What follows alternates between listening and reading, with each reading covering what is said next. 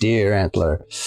We thought we'd talk about some bone antler carving today, and this is what I From this do the most.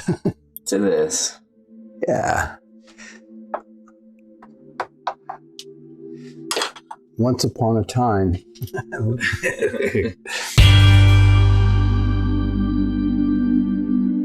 So I've done a lot of carving of bone and antler, but moose antler and deer antler seems to be a really nice material to work in. And what's really kind of amazing about it is a moose will grow one of these antlers in a year, less than a year. It grows it in a season. Just for.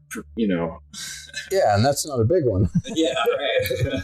But so in one season's time, that one's probably, I'll bet it's 5.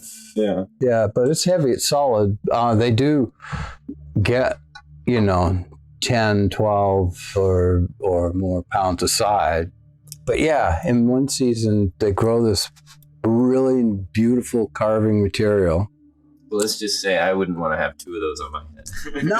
Well, your neck would be as big as theirs, wouldn't it? Yeah. Right. And you'd eat a lot of willow bark. Oh, my neck hurts. Take some aspirin. I've worked in fossilized walrus ivory, which is a really nice material to work in, but it's like that story with the chicken and the pig in regards to breakfast. The chicken is involved in breakfast, but the pig is dedicated to it, committed to it. So rather than killing a walrus for 2 tusks, you wait around till the moose's antler falls off, and you get material that you can carve this stuff out of. And I just finished this one, which I'm particularly pleased with. I don't know how you said it's right there or something like that. I had repaired a cane top for a fellow one time.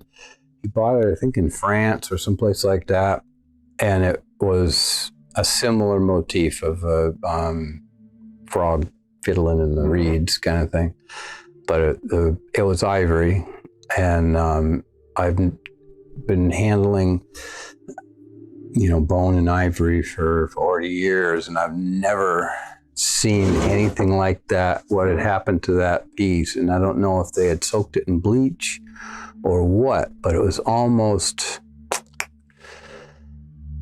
like chalk. It had turned to like a chalk. It's awful. And the bottom was all breaking apart, so I had to... Anyway, that's a lot. It was like crumbling. Yeah, never seen that. But that's where I get the idea for this one. Anyway, this is another fave of mine. Yeah. I like him. And this would be considered an okimono if it was carved by an ancient Japanese gentleman or lady. But I did it, so I don't know what you call it. So, Stockman original. Yeah. But yeah, these I made a bunch of these bottle stoppers, and I really wanted to do a wizard, and so I did. And but I'm showing you guys this mostly just to let you in on how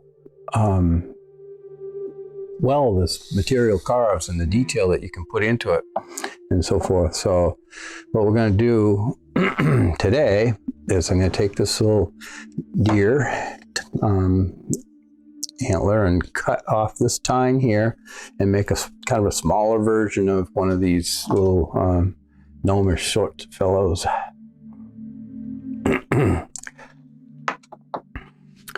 So I guess the next step would be to saw it off.